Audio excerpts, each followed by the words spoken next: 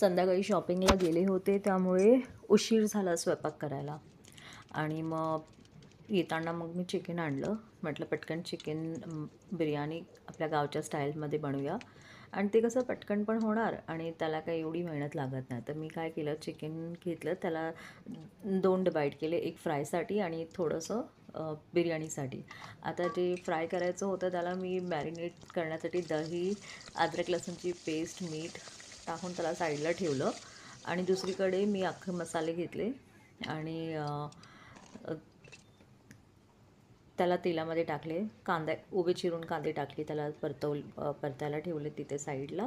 आणि तोपर्यंत हे बघा, मी आता काय करते, आपला बेसिक मसाला ग्राइंड करून घेतला. त्याच्यामध्ये काय आहे, फक्त मिरची, कोथिंबीर, अद्रक लसूण आणि थोडे जिरे टाकले आणि मीठ. आणि ते टाकून मी कोथिंबीर आणि ते ग्रीन पेस्ट मी साईडला रेडी केली.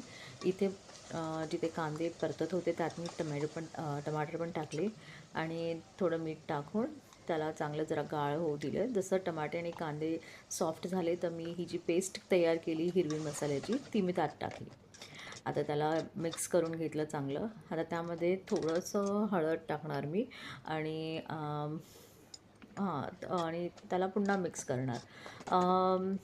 आणि ह्यामध्ये चिकनसाठी मी काय केलेलं माहिती आहे, वेगळ्या टोपामध्ये चिकन घेतलं, त्यामध्ये थोडंसं मीठ आणि अद्रक लसूणची पेस्ट, बस एवढंच त्याला मी वाफून घेतलं साईडला चिकनला. हे बघा.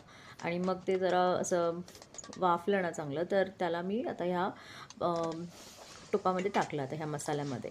तर मसाल्यामध्ये एक 2 मिनटं त्याला चांगलं भाजू देणार. मग त्यानंतर तो जो तांदूळ धुवून ठेवलेले ते तांदूळ टाकणार त्यामध्ये. आणि हे तांदूळ आहे ना, मी अगोदर आय थिंक 15-20 मिनटं तरी मी पाण्यात भिजत ठेवलेले सॉफ्ट होण्यासाठी. आणि आता हे गरम पाणी करायला ठेवलं. आता मी 1 ग्लास भात घेतला, कारण आम्ही दोघंच आहोत. तर 1 ग्लास आम्हाला खूप होतो. तर 1 ग्लास तांदूळ होतं, तर 2 ग्लास मी पाणी गरम करायला ठेवलं. आठवतं मी स्टार्टिंगला बोलले होते की मी डिवाईड केलं चिकनला. तर एका साईडला मी ते मॅरिनेशनला ठेवलेलं ना, ते बघा आता फ्राय करायला घेतलं. दुसऱ्या गॅसवरती बिर्याणी तिथे शिजते. इथे मी तोपर्यंत हे फ्राय करून घेते.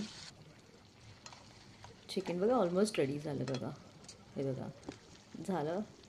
आता ह्याला साईडला ठेवणार. तर भात बघते त्या साईडला, तर भात पण झालं. जरासं दमावर ठेवलेलं आहे. गॅसवरती तवा ठेवला आणि तव्यावर मी हा टोप दमावरती शिजायला ठेवला आणि वाफेवरती शिजणार आहे बघा.